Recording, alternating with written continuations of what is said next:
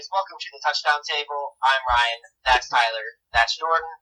In this video, we're getting closer to draft season, under a month from the draft, so we are going to talk about some draft prospects that we feel are flying under the radar and are very underrated, so we'd like to get us started. Jordan, do you want to get us started, or should I start on this side of the table? Well, we always start over here, so... Okay, get us started. Alright, I'll start with my furthest back in the draft order where they're being set to go, and I'll work up to probably more up towards the first few rounds. That's just how I have it set up, so that's how we're going to do this. My first one, I'm going to start off talking about Jalen Hurd for a little bit. Now, don't get me wrong, I don't think Jalen Hurd is going to be someone who is going to go in the first round, could be a stud right when he gets into the NFL. Don't get me wrong, that's not what I'm trying to say. But what I am trying to say is, I think Jalen Hurd is still a very good player. And from what we've seen with Lamar Jackson in the NFL, and I know Jalen Hurd and Lamar Jackson is a different comparison because Lamar Jackson just won MVP in the NFL. But Jalen Hurd, he does have that running ability, and he's also a pretty good quarterback as well.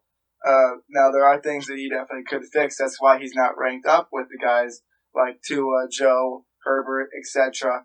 But still, I think Jalen Hurd is underrated, and he can definitely serve as someone who sits behind a good quarterback for a while, watches what they can do, and then comes into an NFL and shows the skills that he has.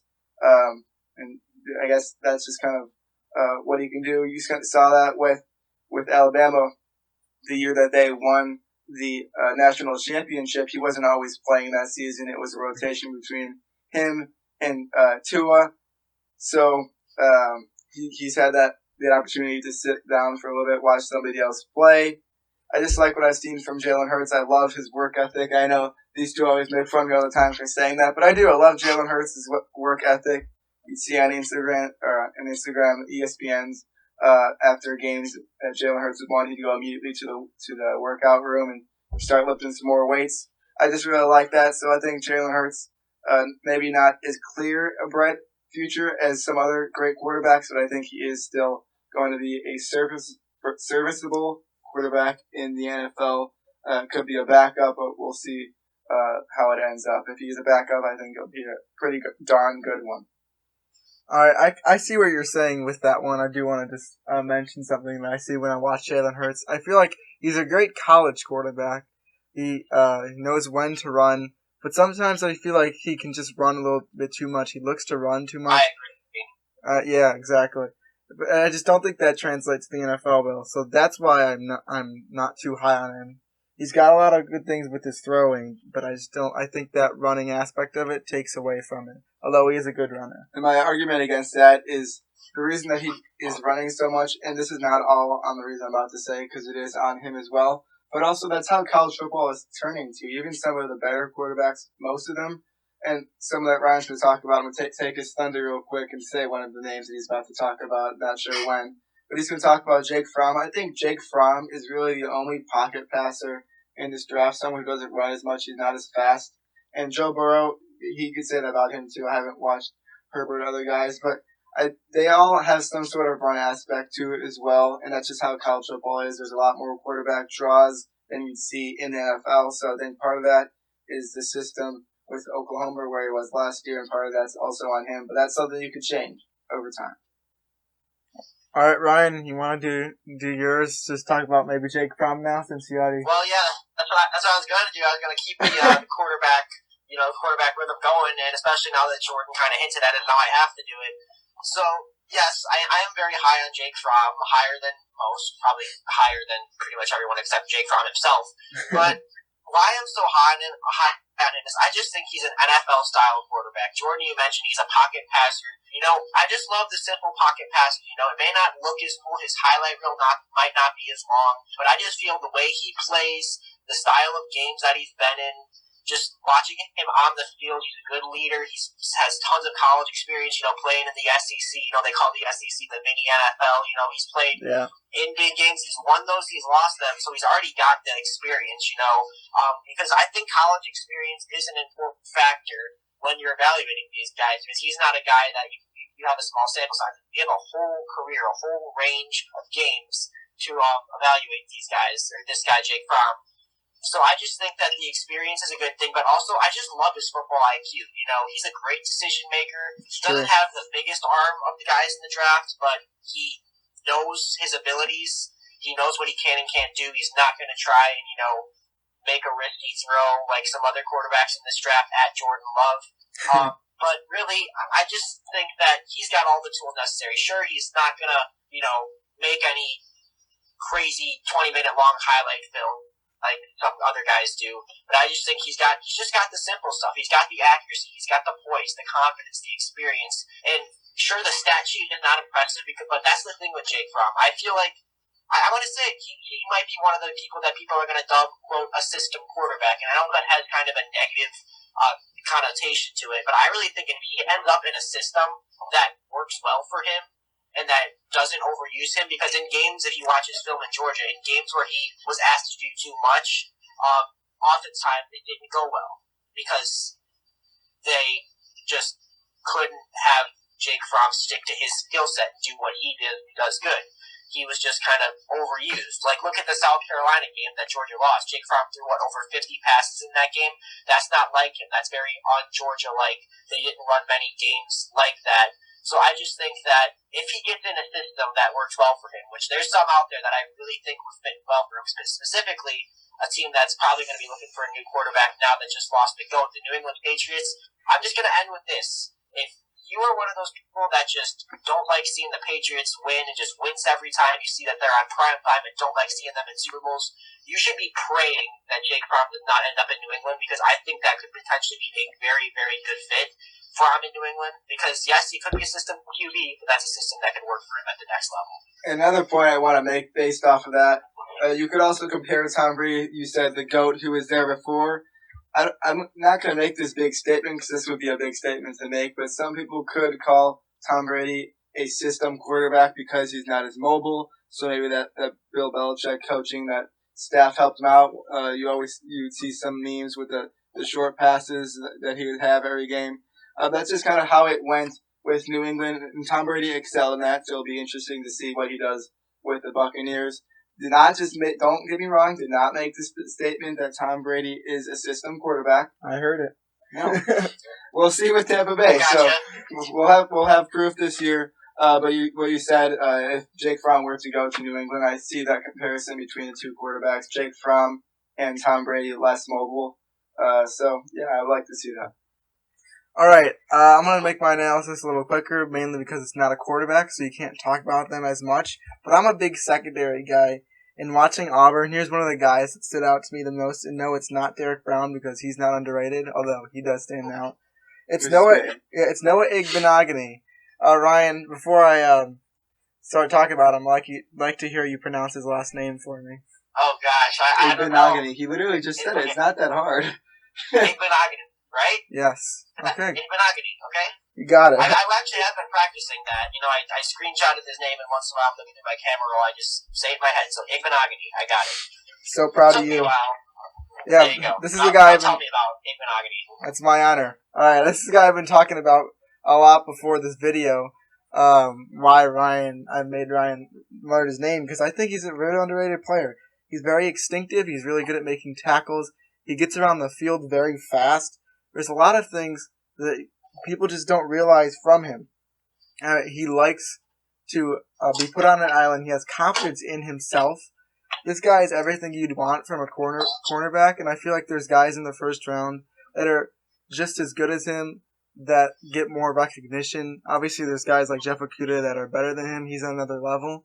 But I do think Noah Igbinoghene could be a guy that makes it into the first round. I've seen him in mock drafts in the first round, and I'm really glad to start to see that now. But he's a guy that really starts to deserve that. And I hope he does end up getting in the first round, because I'd be very happy. And it would be deservingly. Okay, Jordan, you want to go back to you? Yeah, I was just wondering if Ryan was going to cut in, but he didn't. So now it's my turn to go again. I'm going to go on the running back train now. It's a train I will follow for the rest of the video, because we got another running back coming up. Hint, hint. But I'm going to talk about Ohio State's J.K. Dobbins first and foremost. So J.K. Dobbins has been more underrated this year. That's why he's on my list, obviously. So some other big And the thing with the running backs this year is it's kind of hard to rank them. There's no specific phenomenal one in front of all the other ones, I guess you could say, but you see J.K. Dobbins fall towards the bottom of the list a lot of the time. But something I want to talk about with J.K. Dobbins is he had a fantastic year last year with Ohio State. I know there's arguments that there's such a good team around him. He had great blocking, so it was very easy for him to excel in that offense. But J.K. Dobbins set the record for Ohio State rushing yards in a season with 2,003, and he could have added more to that in the Fiesta Bowl, but he went down with an ankle injury. There's a lot of good running backs at Ohio State, too, so that's impressive. True. That's true. Ezekiel Elliott also from Ohio State, some good people who reside from that Ohio area, or Ohio State College. But I just like what I've seen from J.K. Dobbins. I like the acceleration that he has. He makes some good cuts. I've watched tape of him, and I like what I see. I think that although there are some very good running backs in this draft, he could rise up in the ranks of that.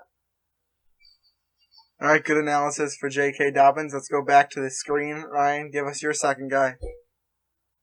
Well, I'm going to head back to the secondary where you were, Tyler, just a couple minutes ago. I'm going to go with Bryce Hall, also a cornerback. He is out of Virginia, and you might not have heard much about him, and that's because he did go down with an injury in October, an ankle injury, had to have surgery, missed the rest of the season. But before that, he was the guy you saw in first rounds of mock drafts. I remember as early as last summer looking at some mock drafts, trying to get a head start, and I saw his name in the top half of several mocks. So I just think that goes to show how high people were on him before the injury. And just, I had to go back a little bit to watch some of his film, but I liked almost everything that I saw. I saw a solid tackler. I saw someone who could help in pass defense and run defense. He's a hard-working player. He finishes plays. I know that just sounds like a cliche Pee Wee football saying, but it really does go a long way. Great recovery speed. When he does occasionally get beat, I feel like he recovers very fast. In fact, there was this one play. I know it's weird that I'm bringing up one specific play, but it was Virginia versus Miami. Yeah, you showed it to me. I did show it to you. You know what I'm talking about. Yeah. He literally came out of nowhere and tackled the running back and saved the touchdown. I want to say the running back was Travis Homer, so just look up that play, because that really will, even though it's one play, it'll show you a lot of what I'm talking about. He's got the ability to kind of bounce off defenders. He's a mobile guy. Moves well for his size. 6'1". He's also very physical for his size. So, 6'1", 200 pounds, according to my notes here. So, definitely is very good for his size. And the speed is not elite, but I don't think when there's someone as physical and as strong as him, I don't think that's too much of an issue. I think he's a first-round player. And I think if he didn't have that injury, and he got more playing time, obviously, because he'd be healthy, I think that a lot of people would agree with me. I just think the only reason that what I'm saying is gold is because people just kind of forgot about him. And I do think, obviously, the circumstances, not able to have really many pro days, I think that really kind of hurts his stock. Because I feel like if people got to see him more and, see him, now physically rather than having to look all the way back for that tape, I think that would have helped him a lot and increase his stock exponentially. So I really think that he's a guy that, remember his name, because I think he should go in the first round. I have a first round grade on him. I'm reading out of my notebook right now. I have round projection, mid to late round 1. That's probably bold too, but if you go back and watch the tape, you should at least agree with me. I'm about to start watching Virginia, so I'm intrigued to see if I agree with what you have to say. But I'm going to move on to the other side of the field, on the offensive side of the ball, specifically to the wide receiver position. And I feel like the reason why this guy I'm about to talk about is underrated is because there's just so many wide receivers in this draft class. By the way, I'm talking about Jaylen Drakkar from TCU. Jordan's guy, Daniel Jeremiah, has been high on him for a while. Oh, yeah. So, got to mention Daniel Jeremiah anytime it's possible on this channel. But there's a lot that people are not recognizing from this guy. And like I said, I do think he's in the range of a lot of wide receivers, but the wide receiver draft class is so good that he doesn't get recognized. There's some things I want to point out. He's a tough guy. He's very shifty. He's very fast. He can get downfield in almost an instant. He's athletic. He can make almost every single catch, every single ball thrown his way. High possibility that it ends out in his hands. This is very impressive from this guy. And if there weren't as many receivers in the draft class, I'm going to say it for a third time, he's definitely a first-round draft pick, but right now I have him graded as a first-round draft pick, but I could see him going in the second round just because of the influx at the position. So, Influx. It's a fun word. all right, let's do our last ones for three of us. So, Jordan, you go first. We're back on the train over here. The running back train. We're going to our next one. This guy I am very high on. He is. I don't have any specific running back rankings out yet, but he is climbing towards the top of that ranking. Some of you don't see the top of a lot of rankings, but I really like what I've seen from this guy. And this guy is Clyde EdwardsHelaire out of LSU. I've liked almost everything I've seen from him. He finished the season with 1,414 yards, which is very good. Also, well, never mind. That's not okay. So, Come on, what were you gonna say? I was gonna say he didn't start, but he kind of At the beginning of the year, he wasn't really a wasn't featured as running back. Yeah, you included. didn't hear much about him at the beginning of the year. Yeah. That's a fair point. Yeah. Okay. Well, I said it. There we go. So anyways, I like a lot of things that I've seen from Clyde EdwardsHelaire. Something I'll point out a few things because I just like it.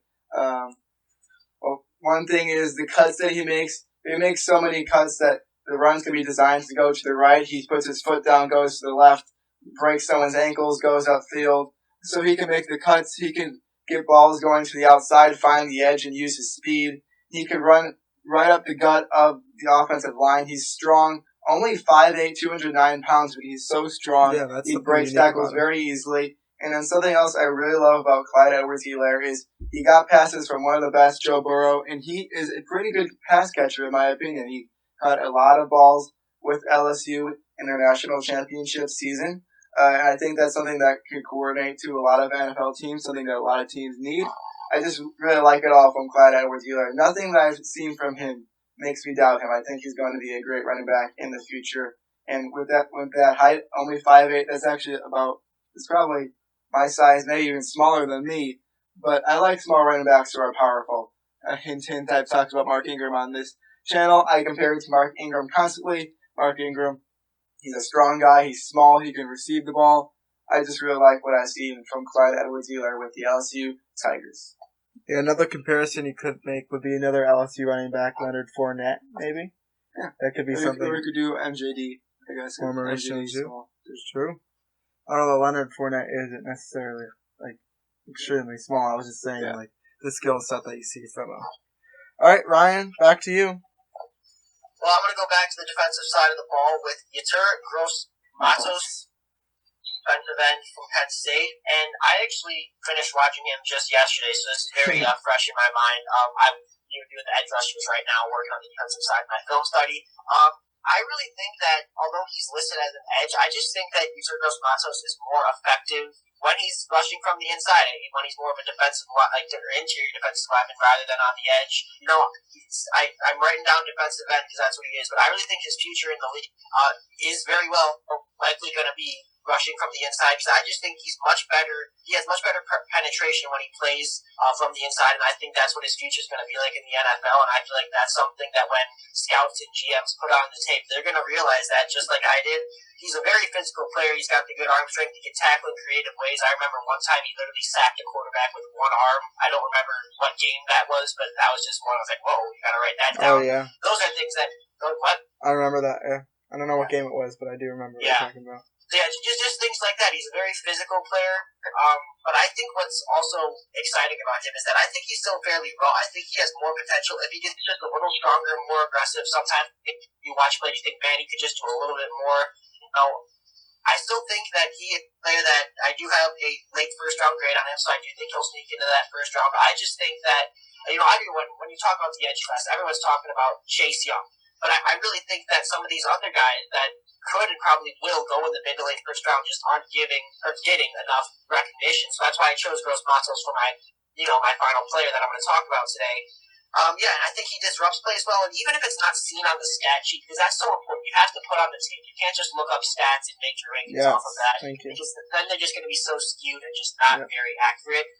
Stats matter, but they're not everything. Yeah. And what I'm saying is, even if it's not seen on the stat sheet, a lot of times he makes an impact, whether it's just getting a little pressured, tipping a ball, or just making that little something or taking 2 blockers with him, a guy that makes an impact, might not be seen on the stat sheet, but roll the tape and you'll see a first-round player. All right, good analysis there. All right, last one. Finish off the 9 underrated guys that we're going to talk about as a table as a whole. And I'm going to be going to Minnesota Golden Gophers.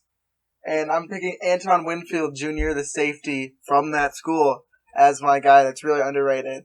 And I'm going to say a bold statement at the end of my analysis. But I do just want to say some things about Antoine Winfield first. I feel like he's a guy that can stretch the field, get across it really fast, and that's what's really important at the safety position. He has good speed. He knows where to be and when to be there. Sometimes you can just be looking too much at a single player, though. That's the only time where I get a little bit anxious about his play, that he can just stick to one guy. But most of the time, he's a guy that can cover everywhere on the field at any time, and he makes a lot of big plays. Just watch the game against Penn State. He had a huge game on that day, and that was a big game for the team in general. But I do want to say now that I think, and I know this might sound a little crazy because we got some good safeties in this draft class, I think he's the best safety in the entire draft class. I'm that high on Antoine Winfield Jr., and I don't mean to disrespect Xavier McKinney, but I really do believe that. Or Grant Delpit, but McKinney is the guy that's really at number 1 right now. But yeah, that's how I want to just end the video, with a nice boom. I haven't watched safeties yet, but I could very well agree with you, because from what I have seen, I do think you've got that potential as well. But I gotta watch safeties formally first. Alright, there you guys have it. Thanks for watching this video. I hope you did enjoy that. Tell us if you agree with what we said or you don't at all, because we like to know your opinions regardless of it. Make sure to like the video, subscribe to our channel, comment like I said, hit the notification bell. Tell other people about us as well if you do like what you saw, and even if you don't, just tell people. Grow. Who wouldn't like this? Come on. Yeah, come on. Alright. Yeah, who wouldn't like this? And yeah, I guess we'll see you guys later. See ya. See ya.